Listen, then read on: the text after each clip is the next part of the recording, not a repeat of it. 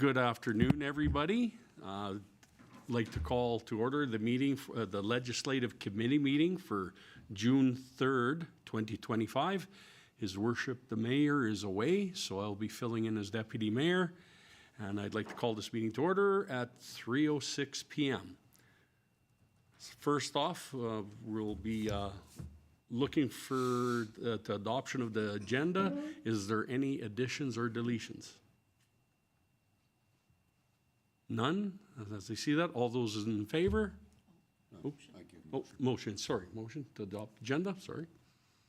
All those in favor? Thank you. Next up, we'll move right into delegations. And, oh, sorry, yeah, sorry.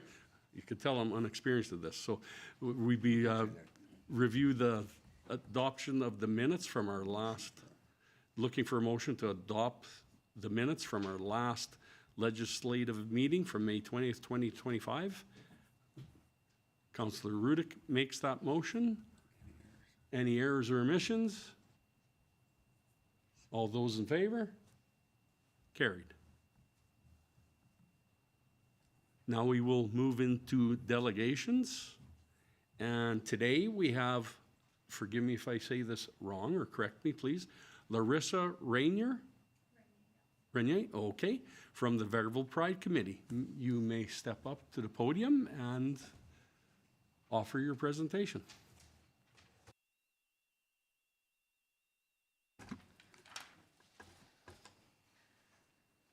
Good afternoon, Council members. Thank you for giving us the opportunity to share an update on Pride Month 2025 for the town of Vegreville. I'm Larissa and this is Carlin, and we are here representing the Vegreville and Area Pride Committee. We're excited to walk you through our plans and extend our gratitude for your continued support. Next slide, please. Our committee stands for inclusivity, support, education, and celebration. We believe in creating spaces that are safe, respectful, and welcoming for all. Whether it's through community events or educational outreach, we want everyone to feel like they belong in Vegreville. Next slide, please. We'd like to sincerely thank the town of Vegreville for the ongoing support over the past few years. From raising the pride flag to helping water the flower planters, your efforts have a real impact. You're sending a clear message that Vegreville is a community of acceptance and belonging. Next slide, please. This year's Pride celebrations include a mix of returning favorites and new opportunities to engage. Returning events include the raising of the Pride flag and the painting party and barbecue. New this year are community workshops and a solidarity walk. Next slide, please. Vegreville Pride Week is June 9th to 13th. As a continuation of previous years, we are requesting for the Pride flag to be raised on June 9th. On June 12th, from 3:30 to 5:30 at the Vegreville Centennial Library patio, we're hosting a painting party and barbecue. There will be music, crafts, food, and fun for all ages. Last year's event had a great turnout and received very positive feedback from attendees. It's a great way to connect informally, and we especially invite council members to attend. We will also be replanting flowers in the planters that were painted last year and are requesting continued support with watering them. They will be placed in the same spot as last year in front of the Vegreville Centennial Library. The Solidarity Walk is scheduled for June 22nd from 10:30 to noon, beginning at the Vegreville Rec Center. It's a community celebration of unity and support, and we would be honored to have council members join us in this visible stand for inclusion. We are also offering workshops to build awareness and allyship, facilitated by Star Oldring from the Firefly Institute. We just had one yesterday. It was creating welcoming spaces at VegMin, and it was for community programmers. On June 6th, we will be offering Becoming Conscious Allies at the library from 6 to 8 p.m., and that one is open to all community members. These are important steps in building understanding and empathy across our community.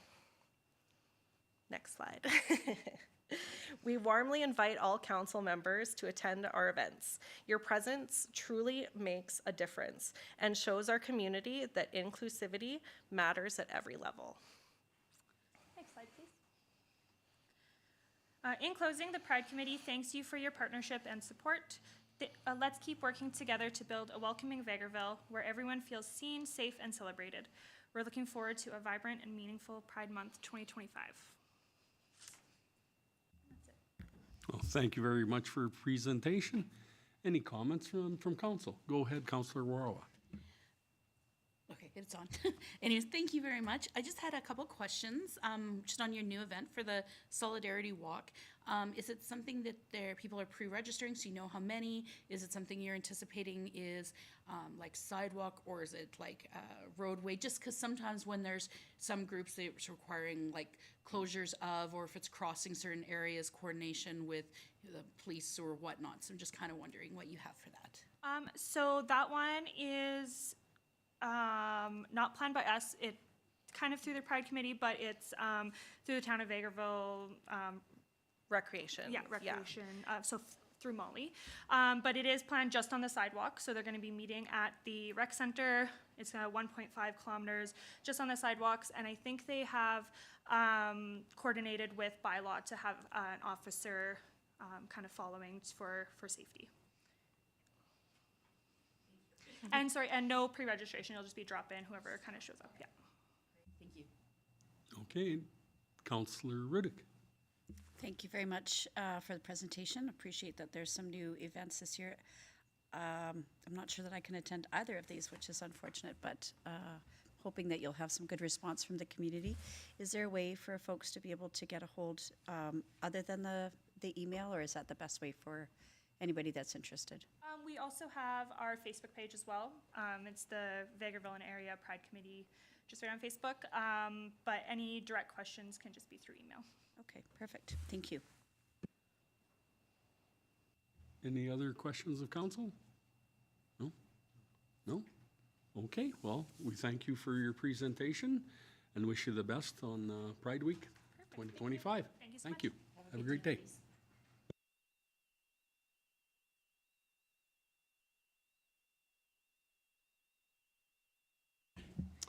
Next up, we will move into our quarterly progress reports with Planning and Development Coordinator, Kayla McCutcheon.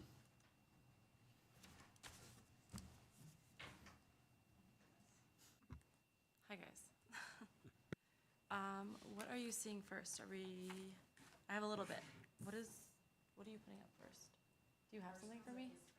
Or the agenda, is it this one? Okay, perfect. Okay, so I only have one, we don't really have anything going on right now, like we do, but the big one. So Force Main and Lift Station.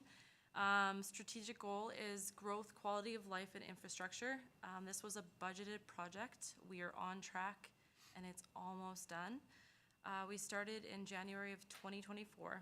The estimated budget was $3,830,608.55.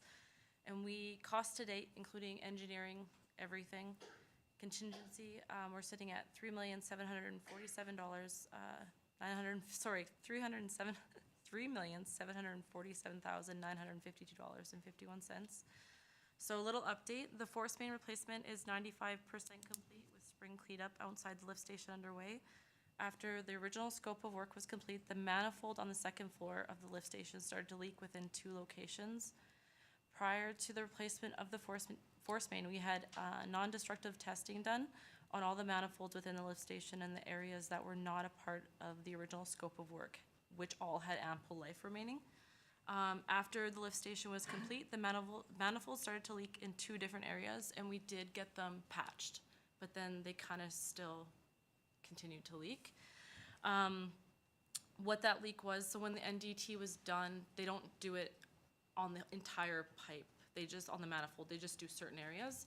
And where the leak was is exactly where a seam was, where you can't really tell, but prior to the 1980s.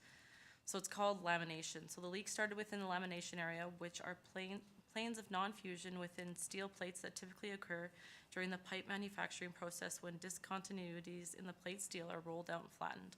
So it's just that seam area. So 2 areas started to leak right when it was all done.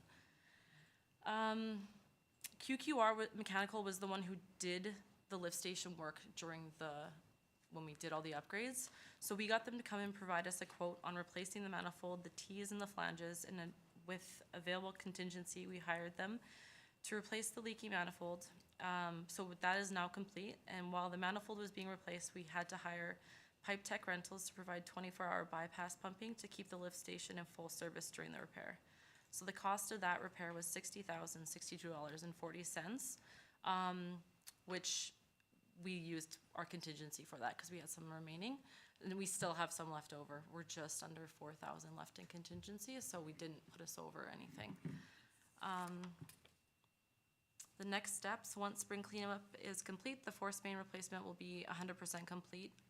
Spring cleanup, it says, I say spring, but it could take until fallish, until the outside stuff's done. Warranty starts at final completion, so the warranty will go until 2026 kind of thing.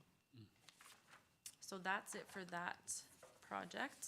I have a little update on planning and development in a whole. So we've issued 39 development permits and 27 building permits this year so far. Building permit values are sitting at $6,571,015. Out of those 27 building permits, 6 are solar panel installations on residential properties, which we are seeing more frequently now. I would say we're seeing close to 2 a month, sometimes 3 in this summer season. We've received and approved 3 rezoning applications: Foxview from R1 single family dwelling to R3 medium density residential. The vacant parcel west of UFA from C3 highway commercial district to R4 high density residential. And the vacant land south of Sunshine Club from institutional to R3 medium density residential. We've received 3 subdivision applications approved, 2 and 1 is still in the advertising stage. 3 acres out of the 147-acre parcel of town-owned land on Maple Street, and then Foxview Part 1 Phase 2, subdividing 14 single-dwelling lots into 28 medium-density lots. The third application that's in process right now is just Harmony Points. We're subdividing, the owner of Harmony Points wants to subdivide the vacant parcel of land. Active business licenses, we have 257 retail business licenses in town. 54 home occupation minors, 28 home occupation majors, 12 seasonal business licenses, and 70 non-residential business licenses. We are currently still making unofficial notes and changes to our current land use bylaw with hopes of making this a budgeted item for 2026. And then I did send over the Capital Works force main replacement, just the little spreadsheet that I keep with all the costs of everything. And that's basically it. So it's been busy but good. Thank you for your report. Any questions from council? Councillor Rudick. So, this might be a bigger question, but if we're finishing up the force main replacement and maybe CAO Ling wants to weigh in here, the source of the funds that we used for this project, is this something that we would have the opportunity to invite other folks, like maybe the province or other people that have helped fund for this project, to do a grand opening of such a important feature of the community? Not very glamorous or exciting, but definitely key to making everything work. The funding for the forced main is coming from 2 sources. The Alberta Water Wastewater Partnership grant, I think that's the acronym for it. The AW, I can't remember. But we do have funding from the province of Alberta, and then the rest of it is paid through the debentures that the town has written the bylaws for. So we will have the opportunity to contact, it falls under infrastructure, water and wastewater, so we should have the ability to contact the minister and our MLA and make sure they're in attendance, and we can, I'm not quite sure how glamorous the photo would be, maybe by a pumping station versus the lift station, which is just the building where we announced the granting from, but yes, we definitely do have an opportunity. All right, any other comments? Go ahead. I do have one more question too. Thank you very much. It's great to be able to have an update of such a big project like this. It's hugely important to the community and millions of dollars, but I don't know that anybody would ever notice unless they flush and something goes awry. So maybe more material is the building permits that you referenced again. Could you just again repeat how many building permits have been submitted so far this year and the magnitude of the dollar investment? Yeah, so 27 building permits so far this year that have been issued, and its values are sitting at $6,571,015. And there's a lot of projects that are still are not on this that are coming, that are sitting on my desk right now. So we're already, it's been a busy year. I can't even wrap my head around it, but it's good. It's really good, but it's busy. Yeah. Everybody can tell town's busy, but it's just gonna get busier, so, yeah. All right, so if there's no further comments, it's just great to see how busy we are and the positive movement in this committee moving forward, so, with all the projects, so. All right, thank you for your presentation. Next up, obviously, we don't have Director Lefebvre today, but I guess we can move into correspondence from Sarah and Joseph. Or Dale had something? Yes. Okay, sorry. It's the stoplights at 61st and 47th that were requested. Yes, I can.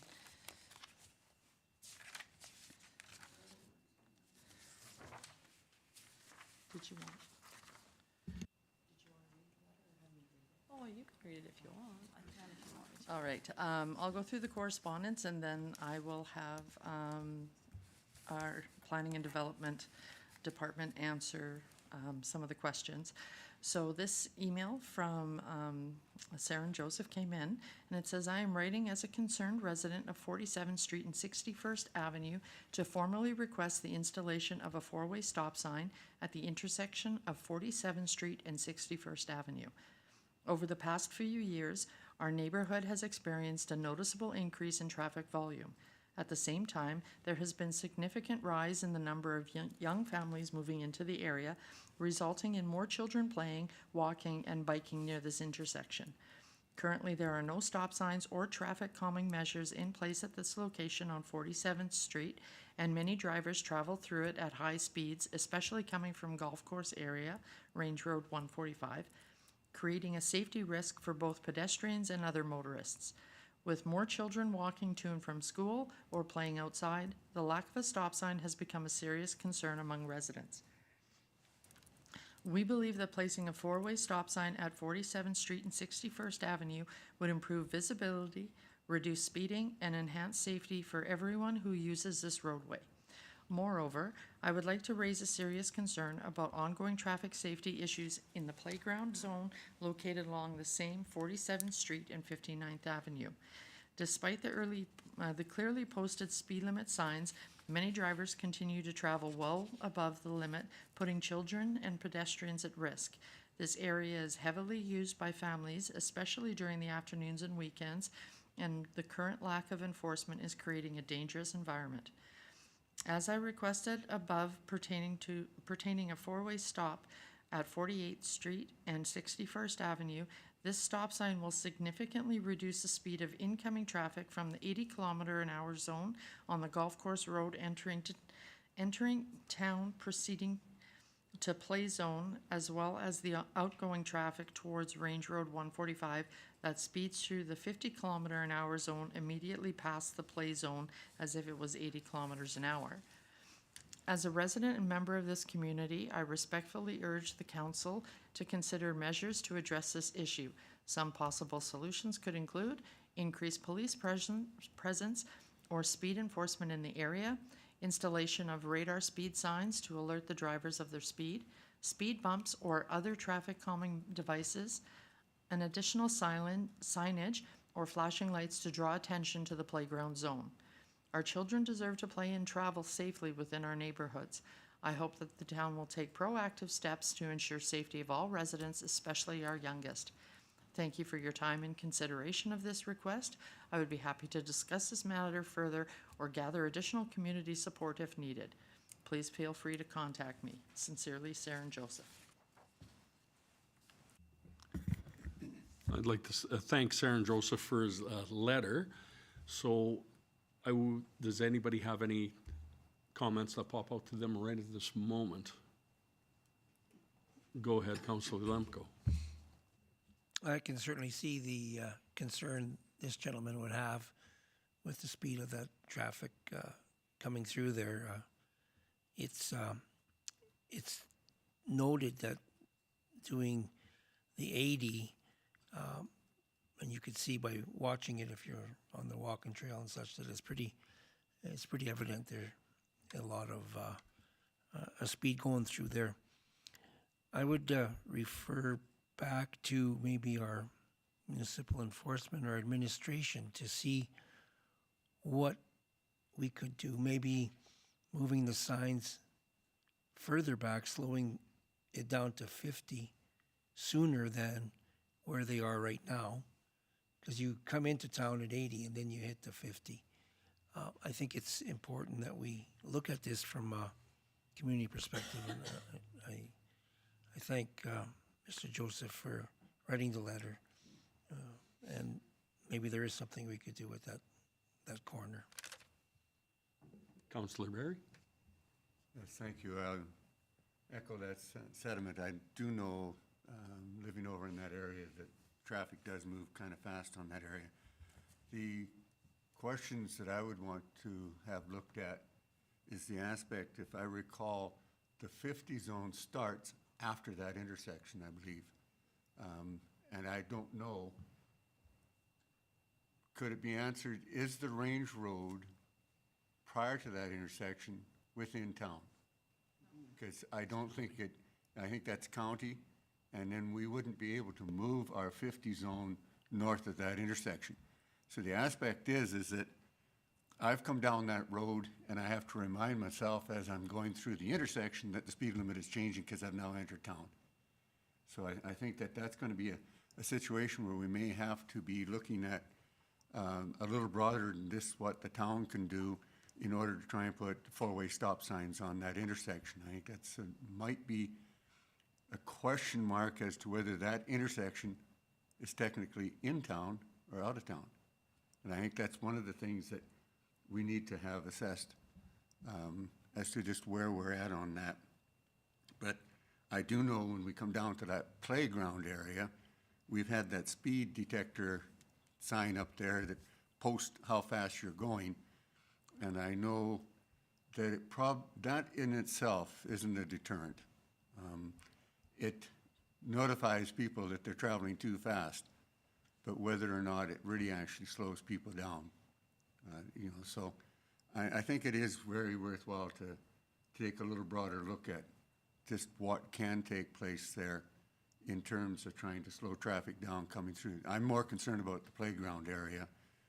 I'm not 100% certain. I'd have to get it looked at as to how many students are walking to and from school from that far away and using that intersection to cross the road.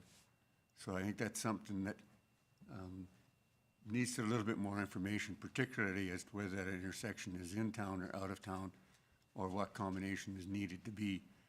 We might have to ask the county to slow the traffic down sooner. Thanks. Well, I do want to thank him for his letter, and anytime there's advocacy for safety, we obviously greatly appreciate it. I too would want to know a little bit more information. I can tell you that's actually my work route. So I travel that each and every single day. I believe 100% that we would have to look into the validity of where we could put it, because the reality is the road sizing even changes immediately after you cross over, and it's no longer the width of the road that it is in within town, and then it narrows out quite a bit. So there would be some concern there.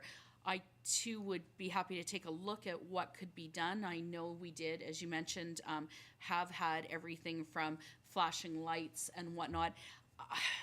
My gut instinct is that if we were talking about a four-way, we would be better off to be looking at it potentially being, I'm looking at the map right now, 47th and 59th, because that other one is before we hit town. So you'd be stopping people dead coming off of what is a county road, and they would be stopped dead there. Then they would actually have two corners in which to build speed again, and the reality is they're going to build speed. You might be almost better off to see someone coming in at 80, see the 50 sign, and then have to stop at the corner of 59th and 47th, where right now there's only the stop signs coming from the 59th Avenue. Maybe a four-way there would guarantee everyone stops and maybe would slow them down from how quick they could go. But I would certainly be interested in looking at some of that and hearing a little bit more. I just don't know that a four-way stop outside of our town limits necessarily does it. Sadly, I have watched, because there is no stop coming that heading the north-south direction on 59th or the next corner, and then the next four-way isn't until the one after. I've watched them pick up speed just in those 2 kilometers and be right back up to over 60. So certainly I think there's some measures we could do. I know that our bylaw has been very diligent on going in areas we've identified as problems, and maybe we can talk about that, but I would be happy to get further information from our department on what their thoughts are, and maybe even talk about 59th. I think that might make a little more sense. Thank you. Any other comments? No? Yeah, go ahead. I'm just wondering if we'll hear from either planning and development or our community peace officer, because I think it would be important for us to have some statistics, because anecdotally, I think all of us have witnessed how that road can be used inappropriately. And absolutely, we would want to make sure this is a space that's been recorded in the past when we've had our traffic sign up there that has had some of the highest speeds that have been recorded in town on that stretch of road. So are there administrative comments? Well, that's like where we were talking, because, yeah, so as per the county, 2 corners would be the county and 2 would be ours. So we'd have to, any decisions on that if that intersection, we'd have to work with the county with that. We were only talking stop signs, but how you had mentioned to move it further south to the next intersection, that would make sense. But I don't know if there's signage. When you turn off and you come south, there is no signage. I don't think it says 50 there, because it goes from 80 to 50 to 30 and then back to 50. Yeah. It's very, I think there might be lack of signs for speed signs, if I remember correctly. I don't know if there's a lot going south. As for No, I don't think there is a 50 sign. for the Yeah, there is. Going south? Yeah. Okay, Coming on. Going south, as you come down 145, yep, as you come down there and you come to that first intersection, which becomes 47, 61. yep, Just as you pass that, there is a stop sign, or there is a sign that says 50. okay, And then you travel past the 59, 49, and you come to where it's playground zone 30. 30, okay. But I don't think there's a sign that says now you can go back to 50. No, okay. So I Yeah. think that's the There's just only. a lot of speeds within a short span. Yes. Yeah, Yes. But I agree with Councilor Warwa. yeah, Once you hit that 50, if you haven't slowed down to 80, you might slow down to 50 when you get to the 30, yes. you know, but I mean, like, it is an area that maybe needs some attention to it, just as to what we can do. But yeah, it would be interesting to try and figure out how you coordinate a four-way stop between 2 different municipalities in a sense. Or even if there's interest of the county of maybe possibly changing a speed zone from a certain point to help us, lower the speed before we get to that corner. Yeah, Well, that's something that I can talk to Davin about in regards to what his thoughts on that are too, because I'm sure like they also, it's just a messy area there, right? Like, Yeah. going from, Well, and counties can be hard though, because actually all their secondary roads are 80. So that's actually in comparative, a good secondary road, considering what it is compared to all the gravel roads that would also be 80. Yeah, certainly a conversation there. I just think we all know every corner can't be a four-way. And to me, a four-way outside of town maybe isn't our first, like the amount of traffic that goes there, certainly there could be some people walking, but we also have to remember if we're talking about people using our walking trails, 47th between 61st and 59th has a walking trail along the side. So people could be walking the entire trail on that side and crossing. So truthfully, there is absolutely no reason for somebody to be crossing other than if they just want to, randomly walk, but they could be crossing up on 59th. I'm not completely opposed to it. I'm just thinking in terms of Correct, yeah. usage. Go ahead. Yes, I'll agree on that. I think the only reason the county would maybe consider it is because they could post the signage before you get to the golf course. So the gun range and the golf course is on that stretch. Maybe they might be willing to lower the speed prior to that because that's a little bit different than just an ordinary country road.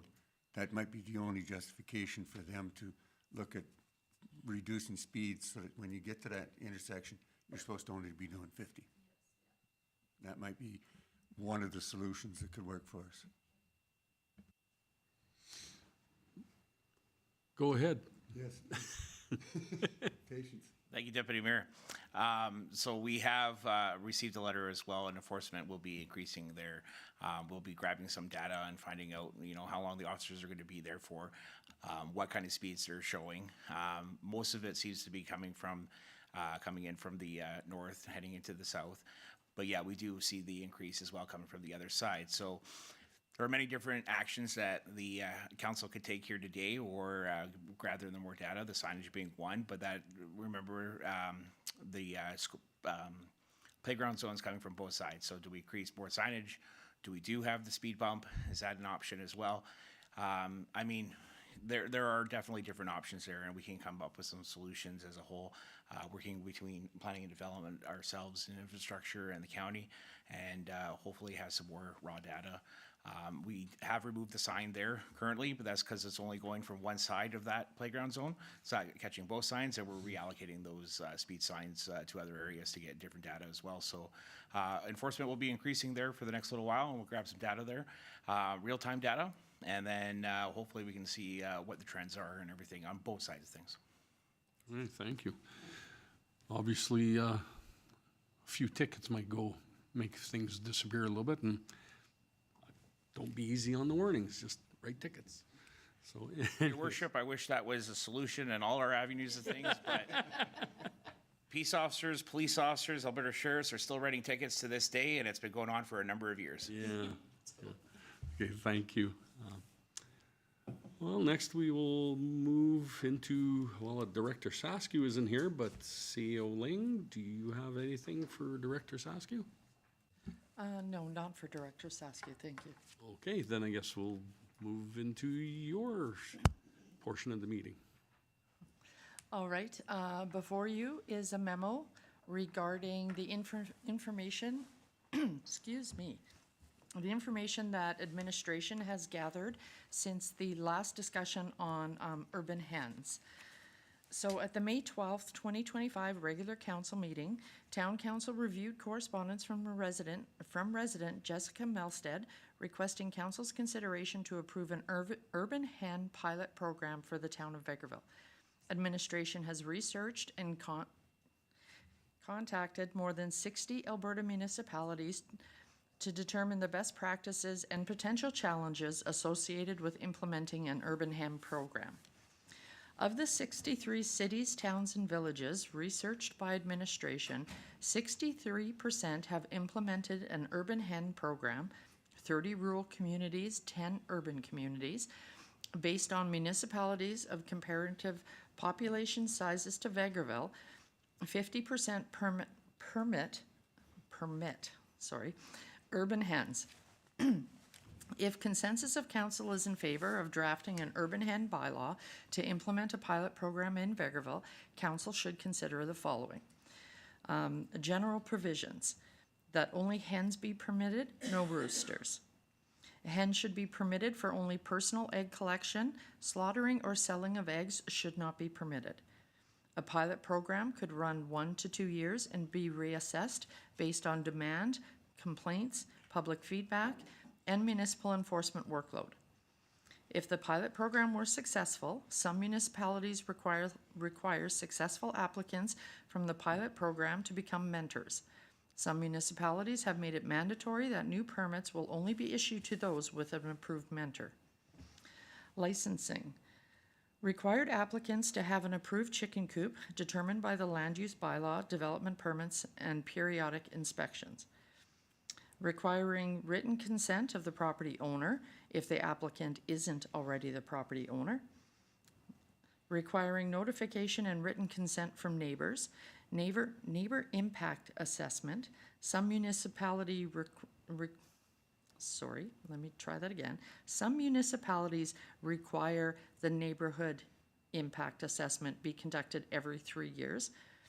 Requiring registration with Alberta Premises Identification Program, the PID. Requiring applicants to complete an approved safe handling of hens and egg course. Requiring applicants to provide veterinary information to determine who will care for the hens in case of illness. Requiring applicants to establish a rehoming plan in case the pilot program ends or they are non-compliant with the bylaw provisions. The number of permits in hens. Based on other municipalities and Vegreville's population of approximately 6,000 residents, a conservative ratio of permits would be 1 permit per 300 residents, equating to about 20 permits. However, council may set this threshold to whatever they deem reasonable. The number of hens allowed per permit ranges from 2 to 6 depending on the municipality, with most municipalities setting a maximum number of allowable hens at 4. Illness and biosecurity. Infected birds can silently spread disease by shedding pathogens into the environment, even without showing symptoms. Over time, these pathogens can build up and spread to other birds. When infections persist in flocks, the pathogens may evolve, potentially becoming more dangerous, not only to birds, but also to other animals and humans. This poses a serious risk to local avian farms and nearby residents, making early detection and control essential to protect animal and public health. Urban hen licenses would be expected to follow biosecurity procedures recommended by the Canadian Food Inspection Agency to reduce potential disease outbreak. This would include mandating licensees to provide a written copy of their biosecurity management plan. Enforcement. Most municipalities reported minimal complaints and enforcement issues. Of the few complaints received, they are primarily related to the residents who obtained chickens without a permit or complying with licensing requirements. Additionally, complaints regarding noises or smells were addressed with education and enforcement when necessary.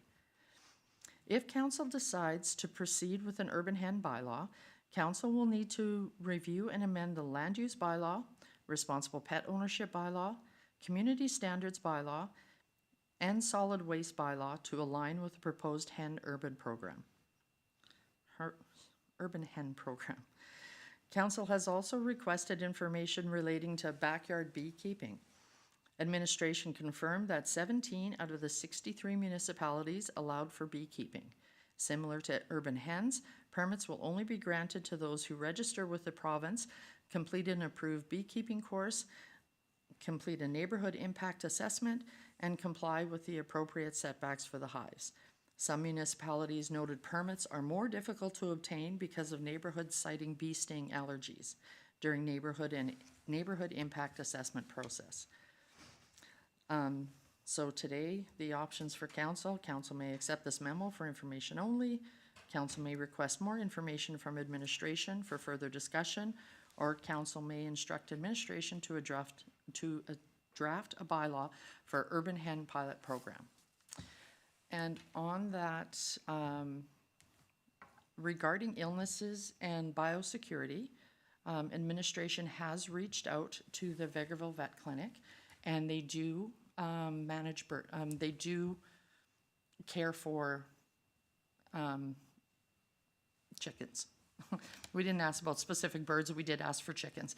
Because not all veterinarian clinics will handle the avian side. They do deal with chickens, and they do say that it's very rare that they see them in, and the avian flu isn't something they see quite often here. All right, would we like to have any discussion on this? Go ahead, Councilor Aurora. Well, thank you to administration. I know we put a big task on you. I just wanted all the information so that we could, make some good decisions. For me at this time, I would like to see option one, to accept the memo for information, for a couple of reasons, just because I only got to read it now. I didn't actually have a chance to go through it properly, so I'd like to be able to spend a little more time reviewing, and I may potentially have questions. I just don't know what they were today. I can tell you, since our last discussion, I actually did have a few people contact me at home about it, and because we have two council missing, I would really like, if we do go further, to have an opportunity to have everybody weigh in. So that's why for me at this time, I don't want to instruct or direct administration to start drafting when I don't know what the consensus of our group would be. So that's my thoughts.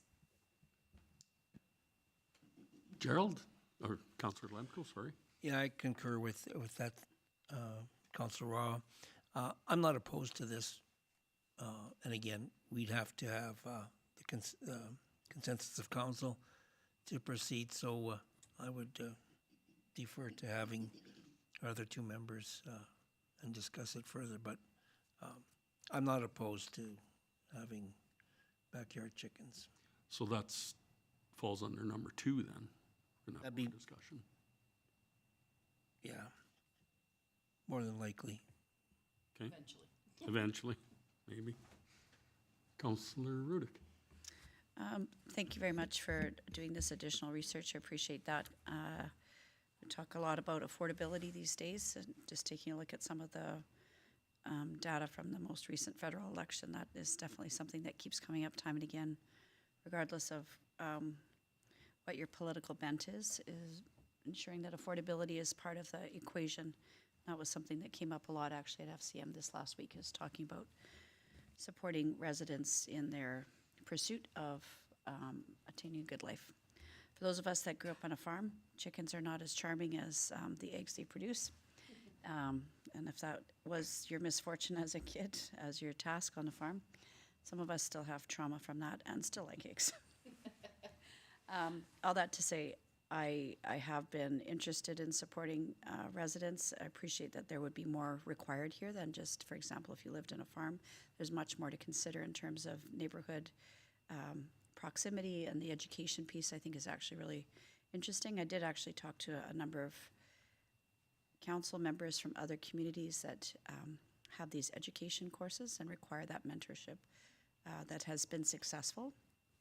But again, it depends on the will of council. So I think probably at this time, we've got a bit of information here. It might be helpful for the public to know if there was the direction of council, what time frame would it take to be able to pass and enact and do the training, for example.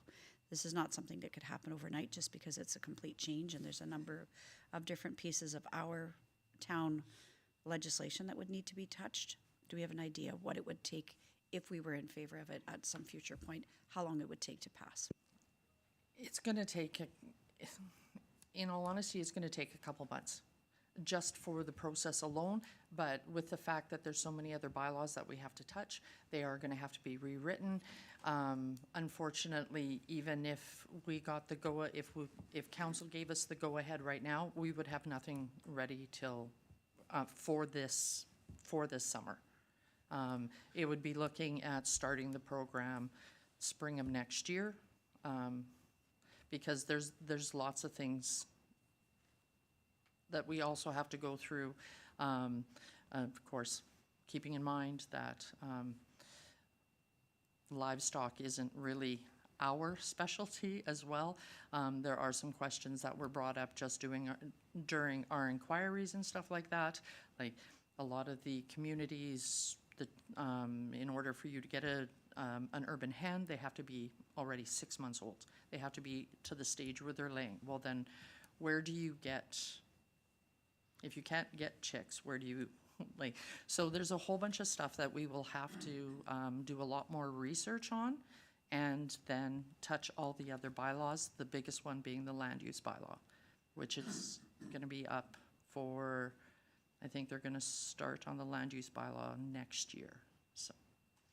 While we can do amendments, we have to take into consideration that with the new rewrite of the land use bylaw, this might need a little more careful consideration. Councillor Barry. Thank you. I don't have a great opinion either way to some extent. It doesn't bother me other than the safety aspects of it. To carry on what you're saying there, yes, if we're going to have to look at amendments to 4 existing bylaws and rewrite a complete bylaw, and some of these have to be advertised for 2 weeks, you know, just to get moving on them, it is time consuming. My preference is to have a little bit more of a workshop type debate with council where we can look at a few more communities for their bylaws. I've been reading the Edmonton bylaw. It's a very good bylaw. It has a lot of information. Their websites provide a lot of information. And I think on that one, and some of the others I've looked at, the minimum age is 16 weeks. You can't have any hens that are younger than 16 weeks. And that is just about where they start to lay. And, but there's just different little things that I find interesting, and that's the aspect of, if you insist, if we do a pilot project and we insist that they have a mentor for after that, we start out with 3 that are licensed for them to have them start with in the pilot. That means there's 3 mentors. So the next time that we do it, about 3 years from now, you can have 6 licenses. And then they could become mentors. So it would take about 5 years before we get to the aspect of saying there's 20 licenses in town. So I want to discuss that a little bit as to just where we're going with some of those types of restrictions. And these are, honestly, these are just stuff that we pulled out of Yes, I other realize that. people's bylaws. These aren't, this is just information for, No, I appreciate that because there's been a lot of work gone into just getting us to this stage where we can discuss some of the things. But I'm just trying to say the factual thing. On the surface, it sounds really interesting. In order to get a license, you have to have a mentor. But if you're operating a pilot project and you only allow 3 in the pilot, then the next time around, if you open it up and say, okay, we're going to allow them now, the most you could have is 6. So it's just something that needs to be thought of as to the steps we're taking and going on it. The other aspect that I looked at this and I said, all right, now, say we run a 2-year program and we allow 3. Then at the end of that 2-year program, do those 3 automatically get their licenses back? Because if they don't, then they've put a lot of expense into the pilot project, but they're not licensed. So I'm even starting to wonder whether it's feasible to, or sensible to run a pilot project, or whether we just jump full into it. You know, I mean, like the aspect is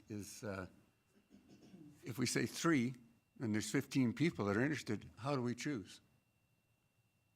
You know, who gets to go into the pilot project?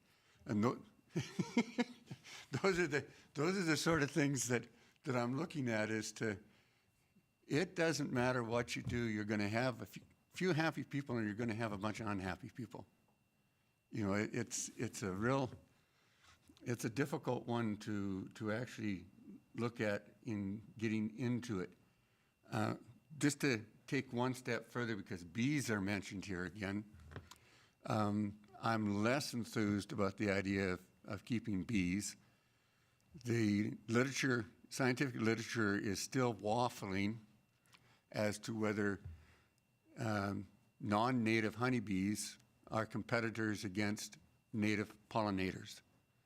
And I don't think people realize that here in Alberta, we have just bees alone, 380 species of bees.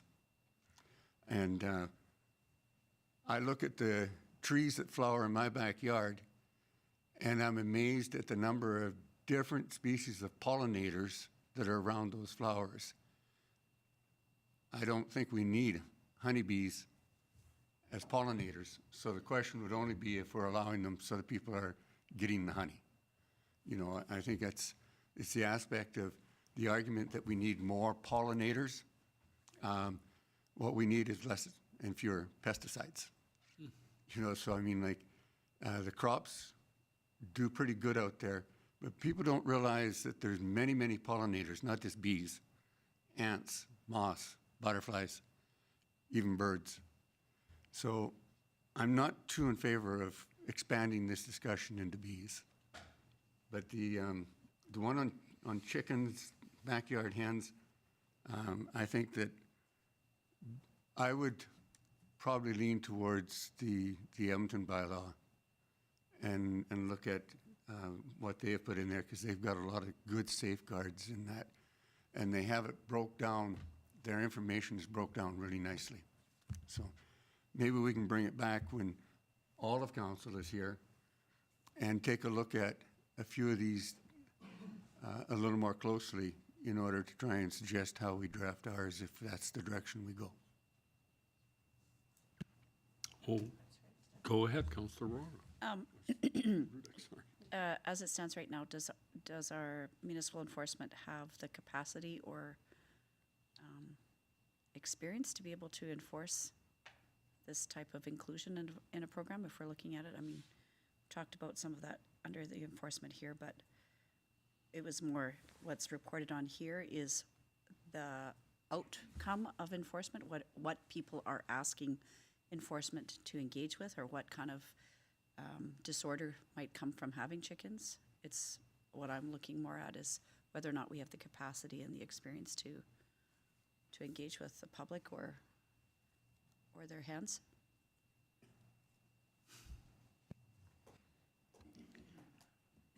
I can confidently say I have no experience in chicken, other than it being fried in most cases. Yeah, I do not have the staff that have the knowledge to enforce the aspects of chickens without getting training ourselves, nor would we have the capacity to take on another project with all our current community obligations inside and outside of this community. But that's something we can look at on another avenue. The other thing that I would like to comment on Councillor Barry's comment as well is I would highly recommend if council so wish to go to that route, we do a pilot project just so we have the provisions to, if we have issues and everything, then we can cancel the pilot project without any reason or a course to do so, right? So. Okay. Sorry, maybe one more? Oh, count.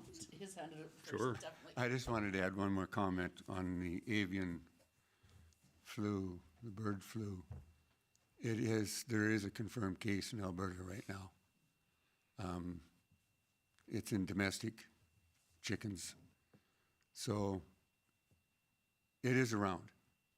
And so it is something that we would definitely want in the bylaws to have the safety checks. And again, that's spelled out nicely in the Edmonton one. Sorry, the only point I was going to add is just, again, and I appreciate hearing as far as the, experience in chickens. And it's a really hard question to answer because until we are at a point of almost having a bylaw, we don't know what we'd be asking you to enforce. So that's the thing. If there is a mentor versus there isn't, if there's nuisance pro versus not, until we put all that, we can't even truly ask the question. So, I mean, I think right now we have this information, we can bring it up through council again. And if council is still interested in further discussion, then I do think a little bit of a sit down workshop where we're able to share what we're hearing from all the things. Because my biggest concern is this sounds easy on paper. It's like just have a hen, and I'm not opposed to them having hens completely as an outright. But this is a humongous amount of work if our council is not saying we have the intention to want to find a way to make it happen. I don't want to put all that on you guys to look at 4 different bylaws and dig up what has to be lost stuff, unless our group sits down, has a consensus and says, hey, this is what we're feeling from what we're hearing, that we actually have an intention of going ahead. So maybe we can stick to that kind of hold till everyone's here, and if there is directing admin, that we could schedule it for a bit of a workshop. Like you said, roundtable discussion kind of thing. Okay, well, I think everybody kind of knows what my feelings were, being that I did grow up on a farm and I have caught chickens and turkeys and taken the scratches and the bruises and stuff like that, and then I just cannot get that smell out of my head until this day, because it's just something you just live with on the farm when you grow up, and I'm not necessarily sure neighbors will actually appreciate that if they haven't experienced that before. Things that I think people should consider when they're thinking about having chickens is that chickens do get stressed in different environments. So about 16 weeks before they start laying an egg, and it's possible you can get a chicken that lays an egg per day, 1 per day, per chicken. That is possible. Also, when they get stressed, they get blood in their eggs. They also don't lay for up to 4 to 6 weeks. That's another concern, just for some people that don't know. Lots of people do probably know, but just some that don't. Things to consider. Things to consider with neighbors. I guess one of the things I would be concerned with, I've had it mentioned by a couple people about chickens already, just from our previous discussion, that they're not interested, but and I also have heard some people that are interested, so fair enough to say that. But I think that just going to one neighbor would not be enough. Like your first immediate neighbor, I think you need to involve a few neighbors in each direction. That would be something I'm concerned. So it's kind of where I stand. I definitely would like other council and His Worship to be part of the conversation. You know, I think that would be fair. You know, so it's just, I just don't want to choke the chicken today. So anyways, we'll move on and see this at the next meeting. Okay, so doesn't look like a whole lot of council items there, so we'll move into a roundtable discussion, and I'll do my best to mimic His Worship, and I will start with Councillor Warwa. Well, thank you, Your Worship. Interestingly enough, I only had 2 calls, and it was about hens. So I'm sorry, that was my only 2 calls, and that's it. So since we're going to save it for a roundtable discussion, I guess I don't have anything else. All right, Councillor Rudick.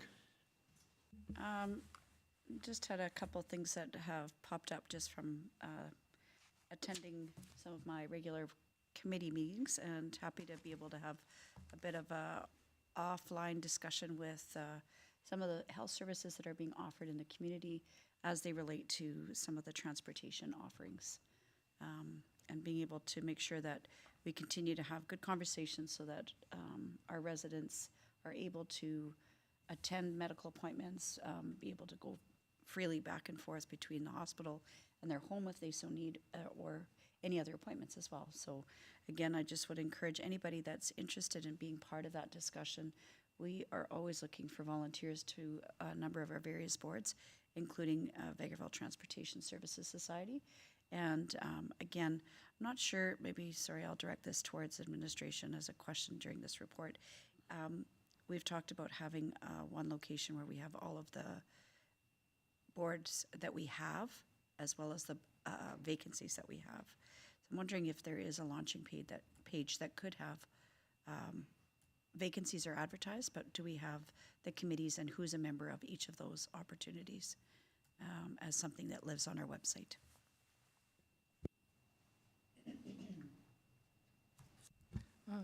Thank you, Councillor Rudick. Just let me pull up. We do have it on the Town of Vegreville site. It just takes a moment to load, sorry. Currently, it's under the Government tab, under Council. It's called Boards and Committees. And if you scroll down, there's a number of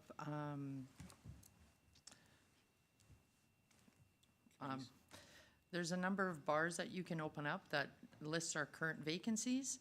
Kind of a little bit about what each committee does, how frequently they meet, which bylaw they pertain to. As much information as we could get on there has been placed on the website. Just as a follow-up, thank you very much for sharing that. So for example, our municipal policing committee is one that, of course, that we've been advertising and talking about recently. But there are other affiliated committees that are always looking for volunteers. So again, any efforts that we can try to streamline to be able to highlight and direct people there is great.